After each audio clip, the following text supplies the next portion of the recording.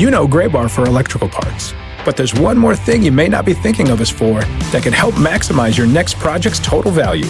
Our pre-project planning services are designed to help you win the bid, save on labor costs, and keep your installers productive across your entire build. The sooner you call us, the better. Because when we're there from the beginning, we can anticipate your needs and help you solve problems before they become problems. Yep, Gray Bar does that.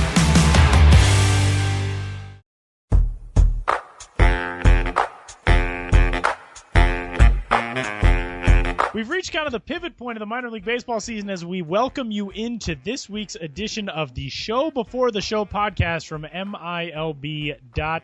It's episode number 63. I'm Tyler Maughan in Denver, Colorado. Sam Dykstra is in New York City. Draft is in the books. Short season starting this week where it hasn't started already like it has in the Dominican. Sam, welcome. How are you? Good. How are you doing, Tyler? I'm good. So, first reaction, you were at the draft before we get into three strikes this week. First time getting a chance to check out the Major League Baseball first-year player draft at MLB Network in Secaucus, New Jersey. Give me your recap, which you can read, obviously, on the site, but give us the podcast version. Right. Yeah, no, it was interesting to be there in person. Being there in person is very much like just being on a live TV set. There's so much going on. There's so many cameras moving around. There was even a studio audience, that kind of thing. So it was interesting to see that behind the camera, see a lot of the game's biggest players sit there representing clubs. Andy Pettitte was there. I know Morgan Ensberg was there. Louis Tiant was there representing the Red Sox. Ivan Rodriguez. So a lot of them there kind of gathered. It was a little bit of a reunion for those folks. Only 2 draft picks showed up this year, which, from my point of view as a journalist, as a person set to go there to write about the event, a little disappointing, but understandable. A lot of these guys want to celebrate at their homes. It's not like some of the other drafts where you come up, you get your jersey, you do that whole thing. That happened, obviously. Ian Anderson was there. He got picked 3rd to the Braves. Will Benson was there. He got picked 14th to the Indians. They both got to have a nice moment where they put on their first major league uniforms and got to pose with Rob Manfred and put their own names up on the board. But it's a little different in that a lot of these guys are still playing college ball. They don't want to be away from their teams, especially those still trying to make their way to the College World Series. So it was a little disappointing in that way. But Ian Anderson, Will Benson, both great interviews. You'll be able to hear the Will Benson interview here today. We have it as a podcast special. And, so it was fun to be there in the room where it happens to make a Hamilton reference. 2 things. 1, going to be talking about the draft here in just a short bit. 2, we also have a guest coming up from the draft in just a short bit. But before we tell you about that, by the way, you can head on over to iTunes to give us a rating and a review and a subscription for the Show Before the Show. We're the Minor League Baseball podcast there. Let us know what you think and, give us 5 stars. That's the only thing that iTunes accepts from what I've heard for this show. So go on over there and do it. But we will, in just a little bit, be hearing from Will Benson, who, as Sam noted just a moment ago, went with the 14th overall pick to the Cleveland Indians. He's the outfielder out of Westminster Schools, in Georgia. Will Benson, by the way, he's listed at 6'6", 220. How did you feel like a small child next to him? Well, the thing about Will Benson is that, yes, he looks like a very big human being, and then you look at his birth date, and it is June 16th, 1998. I'm just gonna let that sit. The man, he's not even a man. He is a child. He's a kid who is 17 years old and is very large. Very polite, great guy to talk to. Really good interview. I hope that comes across in the interview. Very, very forthcoming to me. Was nice to pull him aside. I was wearing my Milb shirt, so he probably knew a little bit of who I was, where I was coming from. But he said, "Oh man, that's Sam Dykstra." I listen to that guy. Well, I don't know about that, but he knew who I represented at the very least. Especially on the day where Ian Anderson. So this interview that you guys are going to hear was done at the luncheon. It was before the draft, so Will did not know where he was going to be taken. I asked him, in fact, what's the dream scenario. He said later that he will sign, so a little bit of a spoiler alert there. But when he was projected to go around the 30s, he had a commitment to Duke. We talked about that a little bit. But that's just to give that some context. We don't talk about the Indians in particular because he had not yet been drafted. Right. But anyway, he is a very large human who I think projects very well in an outfield situation, has a lot of work to do with his bat. But we'll get to some of that talk here in a second. So a pre-draft conversation with the one and only Will Benson here coming up in just a little bit. With that, let's get into three strikes for this week's edition of the show. And strike one, Sam, obviously with this in the books now, it was crazy how the first round shook out. We sort of started to have an idea in the hours before the draft what the top 4 picks or so were going to look like. And then beyond that, it was kind of all hell broke loose. Jason Groom, who was the top overall talent going into the draft, fell to the Boston Red Sox at number 12. A.J. Puck, the left-hander out of Florida, who was going into draft week, looked like he was going to be the 1-1 pick for a while. He ends up falling to the A's at number 6. So a lot of surprises in the first round. But right now, as you assess this first round, who do you think is the guy to watch for on the quickest track to the major leagues? In this first round, guys who are taken there, I mean, you look at when we're talking about who's going to make it first, it's usually guys with just very loud tools that can play right away, normally college guys. So the name I'll throw out there, just to answer your question directly, is Zach Birdy. He was taken 26th overall by the White Sox, right-handed pitcher out of the University of Louisville. Louisville had a great night, by the way. A lot of guys taken from that school, not necessarily a big baseball powerhouse, but certainly had a good night. Led by Corey Ray and then Zach Birdy also as well. But the thing with Birdy is that he is a guy who has, relief experience in the past. He struck out 46 batters in 28 2/3 innings this year, 11 saves, a guy who can hit triple digits with the fastball and certainly has a very good slider, has those 2 pitches you need to be a very good reliever. And when you're talking about relievers, clubs will fast track those guys just to get them up as quick as they can. We saw that a couple of years ago with the Royals, particularly with Brandon Finnegan.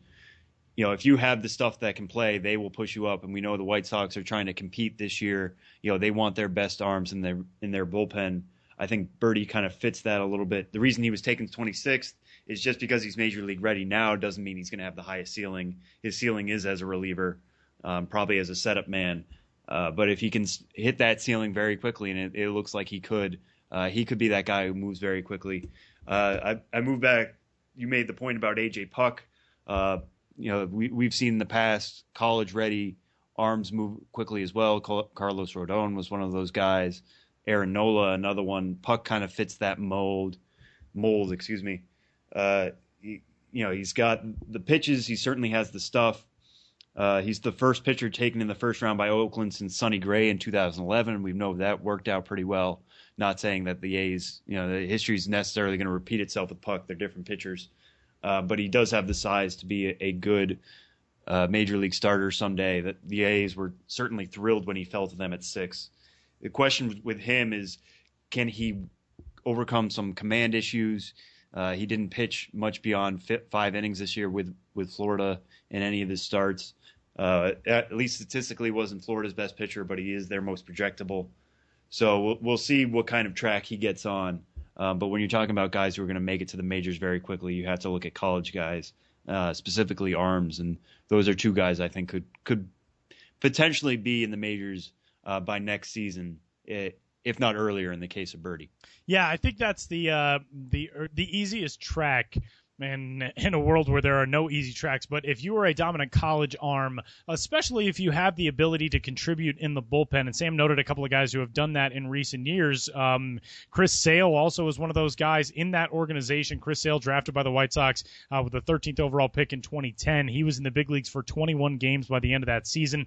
Brandon Finnegan with the Royals went to TCU, taken 17th overall in 2014, and obviously pitched at the Major League level, was in the College World Series and the Major League World Series that year. So if you are a college arm, you can make an impact in relatively short order. The thing that I see in Zach Birdy is right now he has the ability to maybe be a contributor for a team that will be fighting for a postseason spot. Whereas I think A.J. Puck is a little bit further off just because of where the A's are right now. They're 27-36 and 7 games back in the West. The White Sox, with that really hot start, obviously have fallen off to a good degree, but if they feel like that's an arm that can contribute to a postseason run down the road, whether it's in August or September or whenever, then maybe that's a move that you look to make. So this is no longer just the 10, 15 years ago world of draft and development where you took a guy in the first round, you didn't hear from him for 3 years. Now there is an ability for some of these young guys coming out of college to make impacts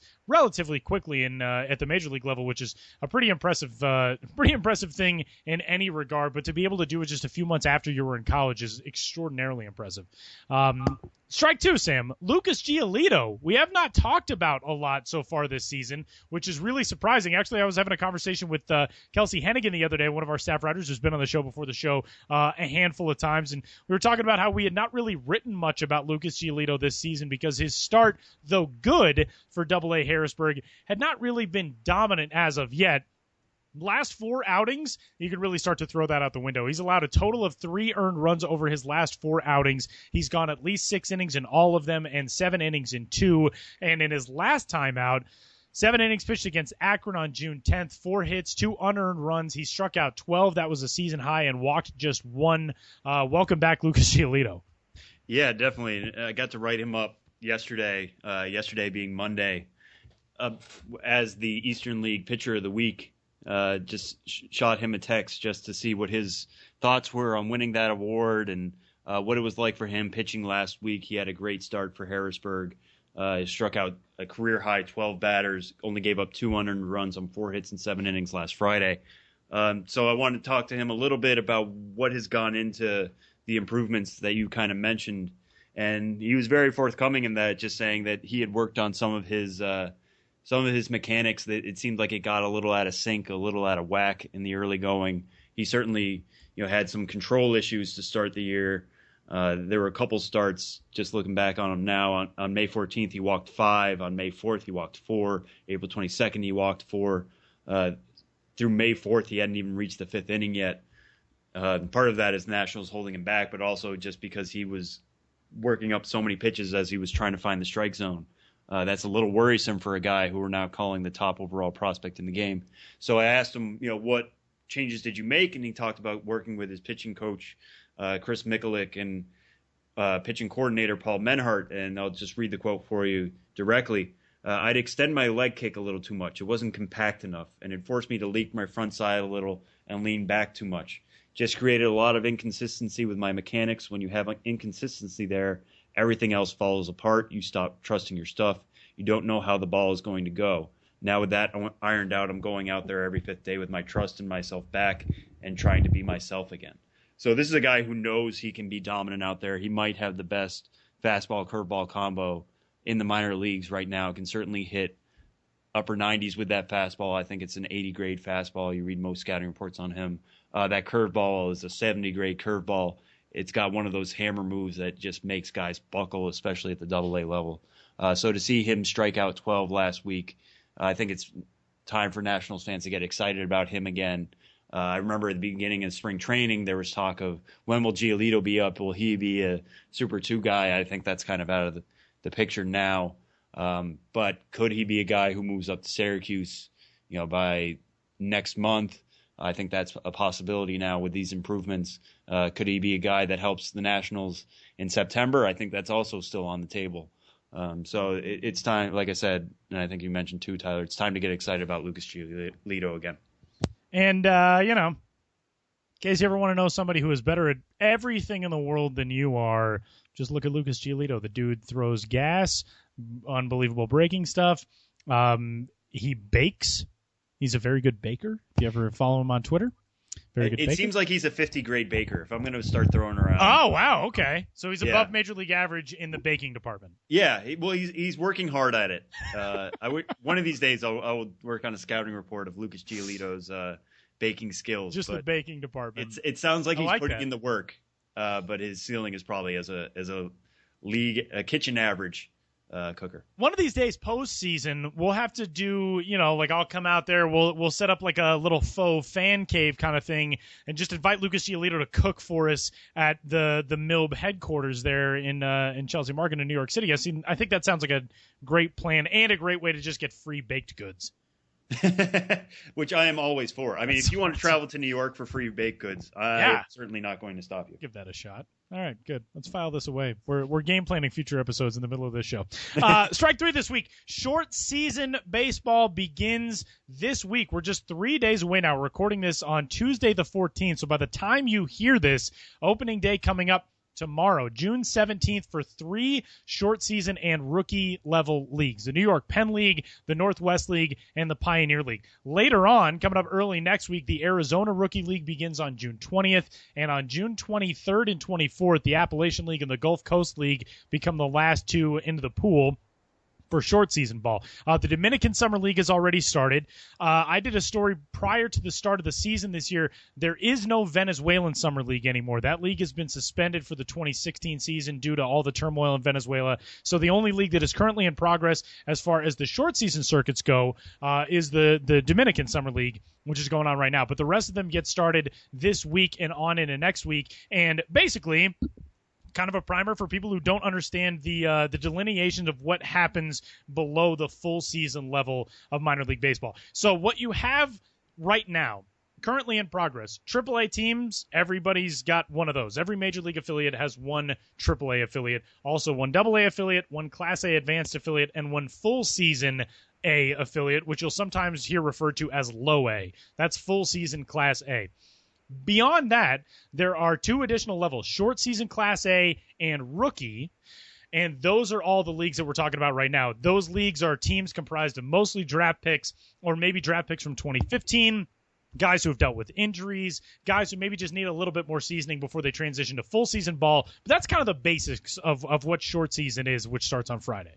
Yeah, and there's also 2, not to get people even more confused, but there's also 2 other leagues, specifically the Gulf Coast League and the Arizona League, which is where you'll definitely see a lot of draft picks from this year, particularly a lot of guys who are high school players who they just want to get at bats.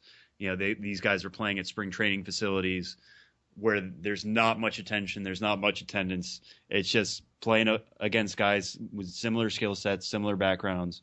A lot of players from Latin America who are making their stateside debut, they go to the Gulf Coast or Arizona leagues where there's not as much pressure. Games still count. They're like a normal minor league game. You won't find as much coverage from us because it's not as big a league, but there is some exciting stuff there to see there. That's where you're probably going to see guys like Mickey Moniak, the number 1 overall pick with the Phillies. He'll probably be in the GCL, stuff like that. So, if there's a high school player you specifically want to see that your team drafted, you're probably going to have to look to the GCL or the AZL. If there's a college player, then you're looking at, the rookie level leagues that are the Appalachian and Pioneer, or the Class A short season, which is New York Penn or Northwest. So there's tons to follow there. It's also other opportunities for guys to rehab. It just means so many more games, so many more opportunities. And for a lot of these guys, it can also be their last chance. I mean, if you're talking about 2015, 2014 draft picks, guys who weren't taking top 10 rounds, this is their chance to put up or, maybe end their career. And that can be exciting for guys, who are 38th round picks or something like that, who start to do well. That's how they get on the track of putting together a pro career. So, a lot of rosters aren't out there right now. Again, we're recording on Tuesday. A lot of leagues start Friday. I think the Appalachian League starts a week from Thursday. So definitely check out your favorite organization's roster in those lower level leagues. Try to find, some of the guys who have not made it into full season ball yet. And a lot of those games are available on MILB.TV, so check that out as well. Absolutely. AZL and GCL, kind of entry level, think of it that way. Everything from there is a bit of a step up. The Appy League, the Pioneer League, and then the Northwest League, the New York Penn League. You start climbing those ladders to get toward full season ball and head into the real meat of your minor league career. By the way, some of the notable picks that have already agreed to deals with their teams, we'll run through a few of those before we head into our final little moment of conversation before we head to our interview with this week's guest, Will Benson. Nick Senzel, who's the second overall pick by the Cincinnati Reds out of the University of Tennessee, the third baseman, agreed to a contract on Monday the 13th. There's a report today that Riley Pint, the Colorado Rockies first-round pick out of St. Thomas Aquinas High School in Kansas, the right-hander, reportedly has agreed to a deal with the Rockies as well. Cal Quantrill, Not to be confused with Gus Cantrell from Major League back to the minors. Cal, the right-hander out of Stanford, has agreed to a contract with the San Diego Padres. He was the 8th overall pick. Kyle Lewis, the 11th overall selection out of Mercer, has reportedly agreed to a deal. Actually, he's already signed with the Seattle Mariners. He was the 11th overall selection. Carter Keyboom with the Washington Nationals. Cole Reagans with the Texas Rangers. Those are the other 2 full first-rounders who have either agreed to terms or signed the shortstop and left-hander, again, for the Nationals and Rangers, respectively. So that brings us to a close to strike 3. But before we get into our interview this week with Will Benson, the newest member, one of the newest members of the Cleveland Indians organization, a foul ball for this week's edition of the Show Before the Show, there were a lot of things that kind of shook out, not the way everybody expected them to in the draft this week, and Sam was in attendance. What stood out to you as the biggest surprises from this week's crazy festivities in New Jersey? Yeah, well, I think the big one, which I think you mentioned a little earlier, was Groom falling to 12 with the Red Sox. I think anywhere you read, Groom was probably the top overall prospects in this draft, if not top 3. He's got a really, really good curveball, throws really well from the left side with a plus fastball. He's gotten plus grades for his control as well. As a high school arm from New Jersey, not as much taxing on that arm as you might expect from some other places. Seems like he was well set to be taken pretty high. Falls to 12 with the Red Sox. You read some of the reports, it sounded like he had a commitment to Vanderbilt, but was willing to go to junior college instead as kind of a ploy to get top 3 money no matter where he was picked. So we'll see what the Red Sox kind of do to sign him. They're going to have to play with their bonus pool a little bit, probably go above slot for that 12th pick to get him. But I know he gave an interview saying the Red Sox were his favorite team growing up, even though he is from New Jersey. So maybe he's willing to give them a slight discount on that. I don't know. We'll have to see how that plays out before the signing deadline in the middle of July. But the other one that was a big one that I just wanted to touch on quickly, with Delvin Perez, the shortstop from Puerto Rico. Everybody was talking about him, making some comparisons, a lot of it just being because they're from the same island, with Carlos Correa. Sounds like he's a guy who can really stick to shortstop defensively, has some plus ability offensively with some good bat speed. But the controversial bit about him is that he reportedly failed a drug test for PEDs before the draft. I know at the draft itself, Harold Reynolds, MLB Network analyst, threw a little bit of a fit because he didn't like the message it was sending to the game that a guy who had taken performance-enhancing drugs could be a first-round pick, that he could be rewarded with first-round pick money and the status of going everywhere and saying he was a first-rounder. He certainly has the skill set. How much of that has to do with the PEDs, we don't know. We're about to see. But he goes to the Cardinals at number 23. Still hasn't signed yet, I don't think. So we'll see how those negotiations go. He's likely to sign, in the day and age we live now. It's if you're taken in the first round, it's almost a surprise if you don't. But what the Cardinals do with him, get him back on track, and there's just so many question marks after that failed drug test. It'll be interesting to see how that plays out, the situation with Delvin Perez. So, Major League Baseball's 2016 first-year player draft is in the books, and we are going to hear from one of the guys who heard his name called in the first round of that draft. Will Benson was selected after this interview by the Cleveland Indians with the 14th overall pick, so it gives you a little bit of the insight into the mind of a guy waiting to know what his professional future is going to look like. The 14th overall selection out of the Westminster Schools in Georgia. Will Benson joined Sam in New Jersey, and that's coming up here on episode number 63 of the Show Before the Show next.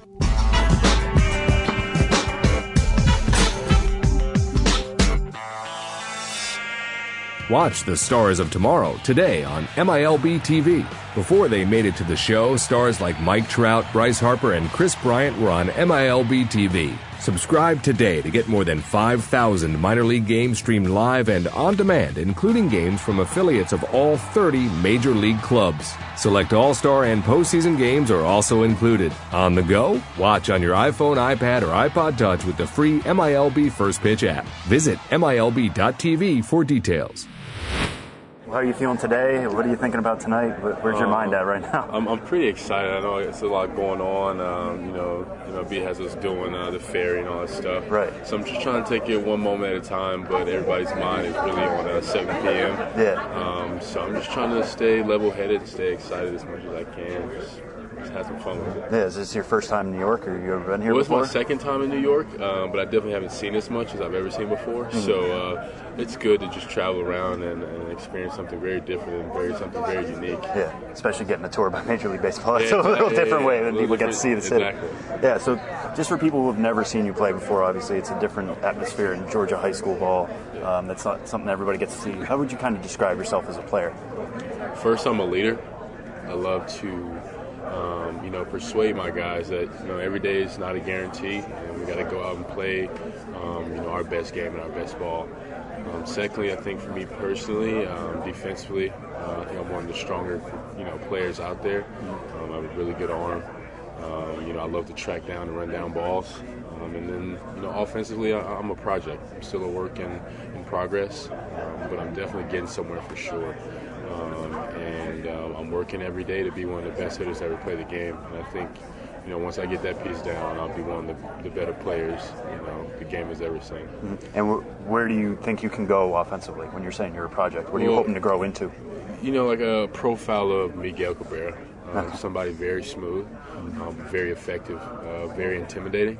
That's something that I would love to be like, and maybe even better.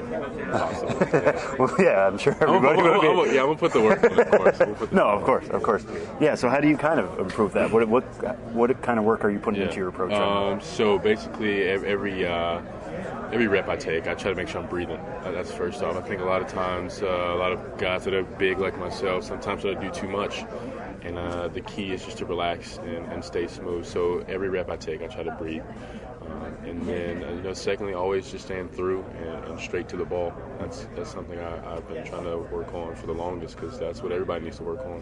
And the more you do that, the better the contact you make, and the higher the average, the farther the ball goes, which is what everybody wants to see. Right, exactly. So that's what I'm working on. Mm-hmm. And how would you kind of describe this draft process? Going through it as a high school senior, trying to have a normal life as a high school senior, but still getting all this attention. What has that kind of been like? First off, I think it's a blessing, and I take it, like I said, a day at a time.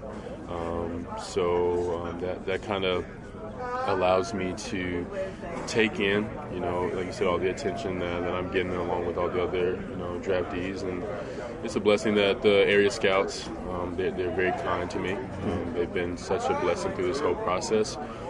So they've made it even easier than I think usual. But I think the best way I've handled it is, like I said, I take it a day at a time and just focus on where I am in the moment and the time. Mm-hmm. And what notes have scouts given you? In terms of like?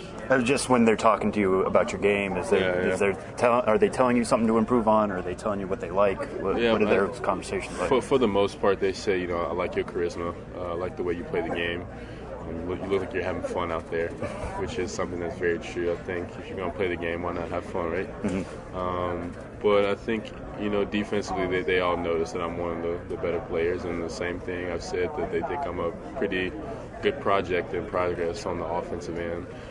But they definitely have told me that I've made some really good strides, and that they see I'm more aggressive, and they see that I'm trying to work on smoothness and be the best hitter in the game to ever, step in the box. Right. And you guys went out with the championship too. Yeah, what was that like, that final season? It was good. I'm glad I went out with the bang. The football team beat Blessed Trinity and State. Oh, okay. Yeah, and so it was our turn to do the same thing, and so I'm glad we capitalized, because a lot of people didn't think we could do it. So that just added to the moment, right? So. I think overall that the season went super well, and for us to end it in that manner was, second to none. Mm-hmm. And I found a couple of your basketball highlights online too on YouTube. Really? Yeah, there's one that had over 1,000 views at least. Oh, wow. What part of your game kind of translates between those two sports? So from what I take from basketball is just athleticism and quickness. I think that's why I'm able to move so well in the outfield, just because all of the movement I do in basketball. And I think also durability and endurance is created through playing basketball. on the other end, what I take from baseball is mental strength. So if I don't make those free throws or I don't make that jump shot, I try to say, what did I do wrong? Move on and get ready for the next shot. And I think, in both sports I have the leadership aspect. I think in basketball it's a lot more apparent just by, your play style. I mean, failure's not as apparent in basketball, so you can lead a lot easier through play, but I like to do it in voice as well. So the leadership qualities that I show in basketball help me to do the same leadership things I can do in baseball.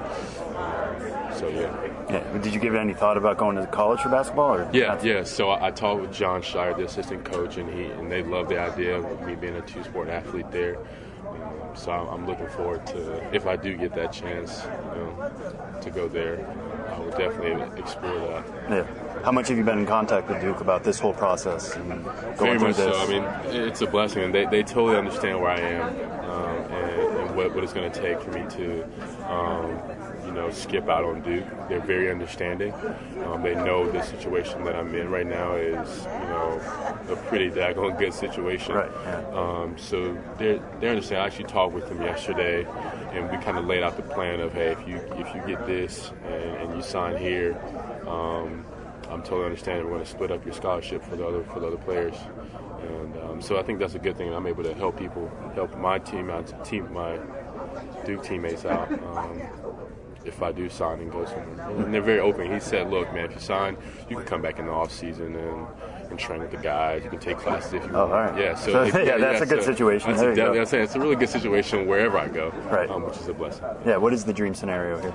The dream scenario would be that, I do sign. Okay. But, I mean, who knows? Either way is really a dream scenario, honestly. I'm here right now, so I would like to. Right, yeah. That's what I figured. It'd be pretty awkward if I get on the stage and nothing happens. But, I have a lot of faith that the best situation will come to play in a couple hours here.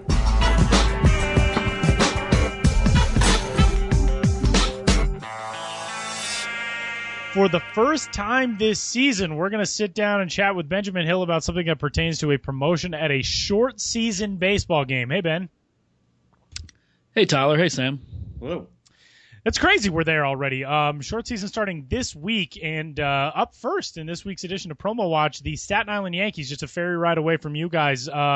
We're in that, still in that baseball culture war for some reason where some people don't want to embrace the fact that, you can quantify things about the thing you love with additional information, and that doesn't make you a nerd or a bad fan. But for some reason, we're still in that debate. But the Staten Island Yankees have kind of taken a side. Sabermetrics Day is coming to Staten Island this weekend. Really cool. And it's not just like, oh, well, we're going to, discuss what sabermetrics means. There's like luminaries of the industry who are going to be in attendance at this game.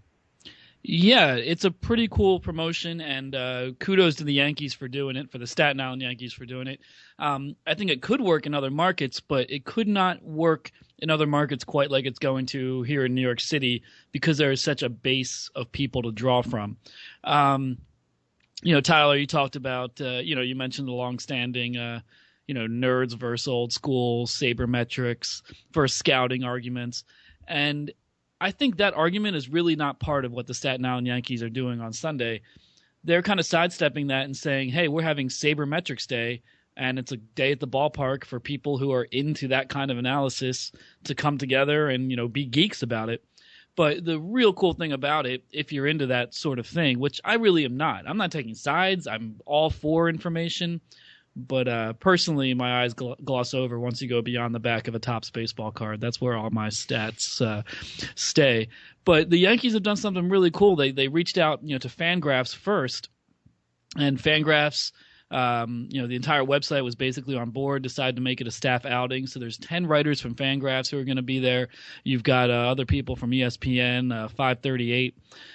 Sports Illustrated, and there's going to be a pregame panel, a VIP sabermetrics panel, hosted by 7 of the writers in attendance and some pretty big names in that world, like Dave Cameron from Fangraphs and Ben Lindbergh, who I guess he's with 538 now. He used to be with Baseball Prospectus and just co-authored that book on the Indie League Sonoma Stompers.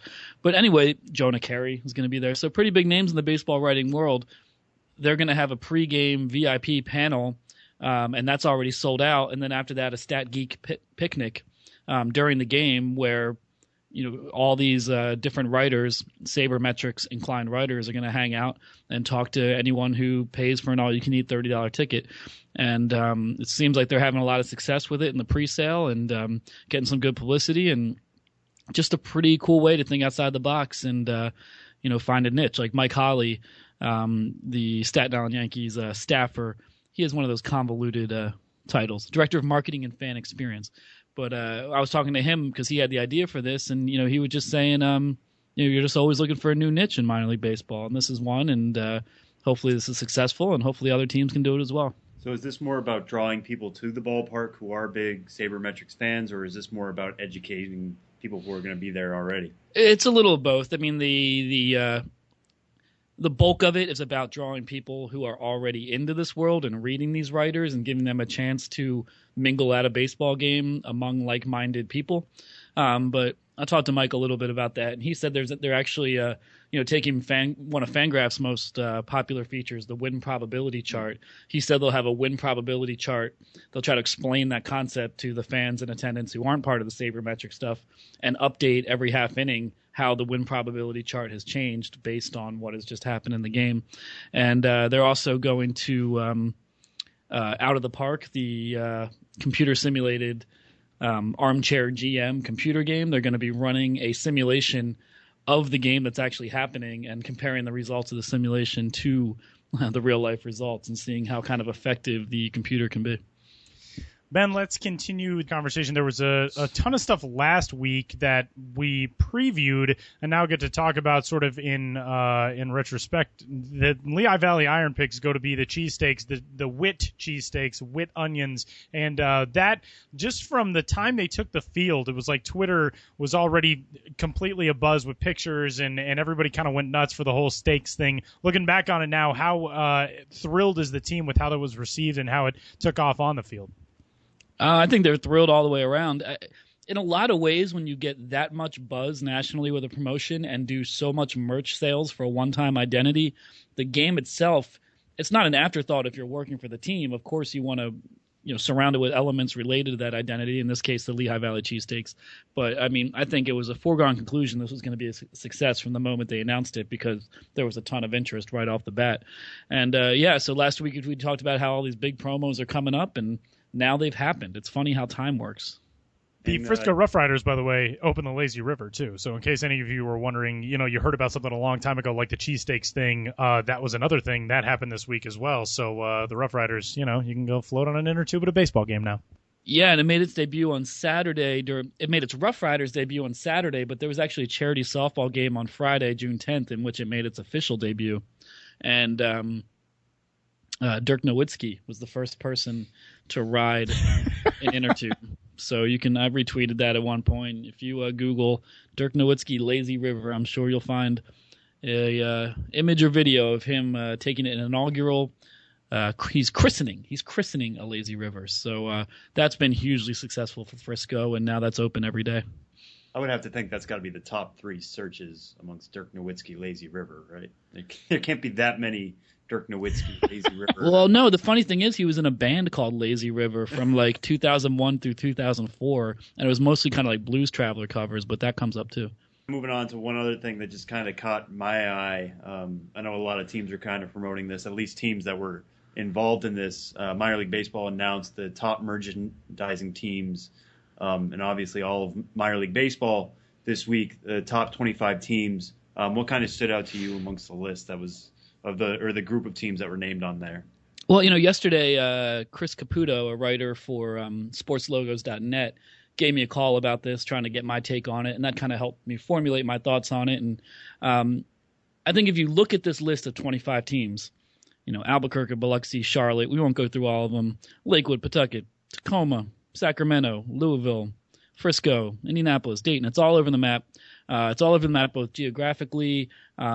It's heavy on AAA.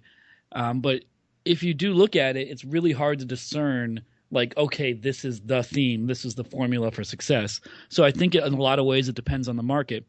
Revenue is up overall to a record $65.1 million in overall minor league merch sales this year, and that's up over 5 million more than last year. And I would pinpoint the biggest reason for that is the increasing shift to unique identities, where you don't have to be a fan of a team, you just like the logo itself.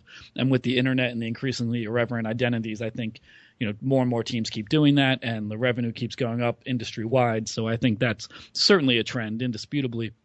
But when you look at the list, you do see a lot of AAA teams, and I think a lot of these are in quasi major league markets. So it makes sense that they're going to be among the top sellers because they have a much bigger market to draw from.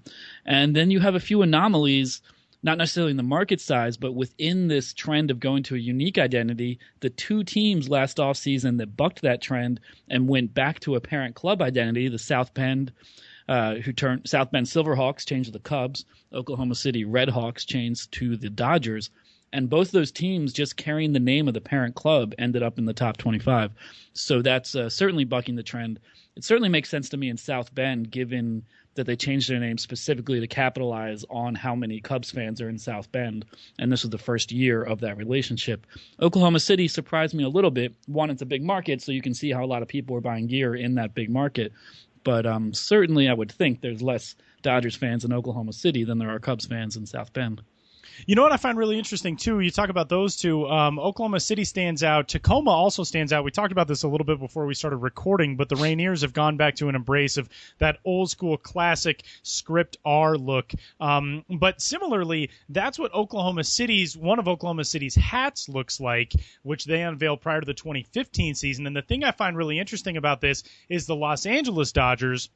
Their spring training hat in 2016 is basically the exact same hat. So it's kind of like the tail wagging the dog in this circumstance. Oklahoma City rebrands, goes to the parent club name, puts a different spin on a parent club look, and puts that out as their identity. And then the Dodgers see how well that does, and they go, all right, maybe we'll capitalize on that too.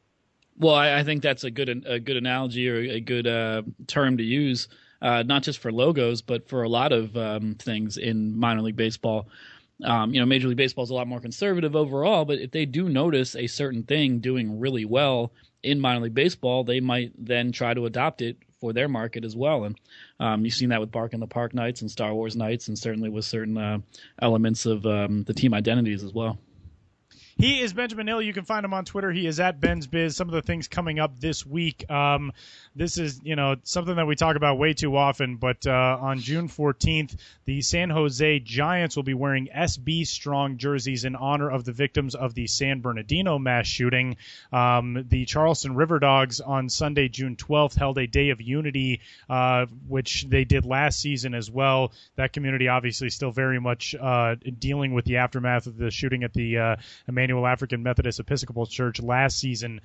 So some things, minor league teams obviously do what they can to bring communities together, and unfortunately it's something that we have to talk about way too often, obviously not just in a minor league baseball sense. Elsewhere around the minors this week, the El Paso Chihuahuas, kind of a cool thing, are honoring former Chihuahua Cody Decker, who has been through a whole lot of stops since he was in El Paso, but one of the favorites of the minor league baseball social media world. Cody Decker gets his own bobblehead, which will be given away in El Paso. The Bowie Baysox will be hosting Jennifer Appreciation Night. So if you are a person named Jennifer or a variation thereof, get on out to the Baysox game, and they'll show you the appreciation of what you get for being a Jennifer. And then coming up on the 20th, finally, the Lake Elsinore Storm will be hosting the California Carolina League All-Star Game Home Run Derby from the deck of the USS Midway, which is going to be awesome. Yeah, and as I always like to note, this is no knock on the Lake Elsinore Storm, but it's been done before by the Charleston River Dogs, I think 4 years ago. And I only note that because when that was announced on Twitter, it's not the Storm's fault, but everyone's like, minor league baseball, what will they do next? Yeah. And I'm like, well, it's been done before. Do a little research, bloggers. Not me. I'm a great blogger, but other bloggers. He is the star of all bloggers, Benjamin Hill. The shining star, the epitome, the standard by which all others should be must be judged. By the way, if Ben did not have his own logo, the photo of you from Charleston in which you're in like a corn cob costume is like the perfect Twitter avatar photo. If you didn't have your own logo, which lends itself to be the perfect avatar photo, that picture is like the greatest. Yeah, I love it. As soon as I tweeted it out, got some good response on it, and hey, ladies, I'm on various online dating sites in the New York area, and maybe you see that picture there. There you go. Benjamin Hill. Find that picture and more at Ben's Biz. The blog is bensbiz.mlblogs.com. Ben, we'll do it again next week. We will.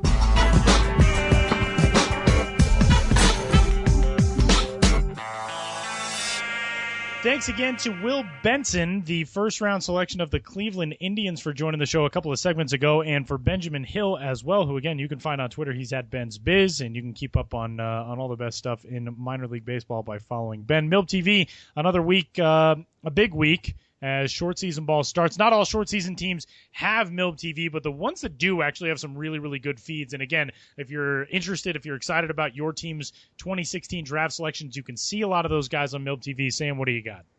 Yeah, so I think the first short season team that we have, or short season game that we have on MILB TV this season is this Friday, 8:30 Eastern. The Grand Junction Rockies are hosting the Orem Owls. Owls with the Z, for anybody who had forgotten, but that's yeah. So a couple of Rockies youngsters taking on, some youngsters from the Angel system. Those rosters aren't exactly set yet. We were just talking a little bit before this. It'll be interesting to see if Riley Pint gets assigned to Grand Junction. If he is, any start he makes will be automatic, must-watch MILB.TV. I can't imagine they'll run him out that quickly this Friday. But something to keep in your back pocket for later. And I know you've been to the Grand Junction Stadium. It seems like it's in a beautiful atmosphere, so it might be nice just to watch for the scenery as well. It's really cool. The feed is fantastic. Also, by the way, Grand Junction uses the television production department of a local university. The kids get to use it as college internship credit, and the Rockies put together one of the best MILB TV feeds, not just among short season teams, but really one of the best in all minor league baseball. So yeah, check that out. That was the plan the Rockies followed last year with Mike Nicorak, who was their supplemental first rounder out of Pennsylvania. He went to Grand Junction. So Riley Pint, I would imagine, if you want to see an 18-year-old shove triple digits, flip on a Grand Junction Rockies game, because that'll be a whole ton of fun for everybody. I am going to go to the Pacific Coast League. We're coming up this Friday. If everything stays the same, Jose De Leon will make another start for the AAA Oklahoma City Dodgers. De Leon, who is one of the top prospects in that system, struggled his last time out for the first time for Oklahoma City. He had been through his first 8 innings in the Pacific Coast League and not allowed a run while striking out 15, only walking 1 and allowing 2 hits. Last time, touched up a little bit against Nashville on June 12th. 3 innings, 2 hits, 3 runs, all of them earned. He did give up a home run in that start, but Jose De Leon, kind of the next one in that system to really keep an eye on if you like what the Dodgers have been able to produce in pitching talent. So that is supposed to be Friday, depending on how the rotation shakes out for the Oklahoma City Dodgers. Always some fun there. Highest and lowest levels of the minors there in our MILB TV coverage. Just another example of how we highlight it all. Exactly. Exactly. Podcast. And another reason why you should get your subscription to MILB.TV right now. So that's going to do it for the 63rd episode of the Show Before the Show podcast. You can get in touch with us, podcast at MILB.com. Sam's on Twitter. He is at Sam Dykstra, MILB. I am at Tyler Maughan. You can talk to us there. Let us know your questions. You want to know something about your team's draft selection or your team's short season teams or whatever you got. Fire a question our way, and we will do our best to get it answered on next week's episode of the show. And that'll do it. Good stuff, Sam. I'm jealous that you got to go to the draft. Seemed like a ton of fun. Yeah, it's maybe next year we'll do a live podcast from the draft. Or that would be fantastic. Apparently, we're making a lot of promises for things we might do in the future, and we're leaving evidence. So I don't know if that's the best idea. For now. At least it's all recorded. Yeah, here in June 2016, I can safely say maybe we'll do a live podcast. Hey, well, that a year from now, we'll capitalize on that. A week from now, you guys will get to hear us again. We'll talk to you then. Enjoy the start of short season ball. We'll talk to you next week.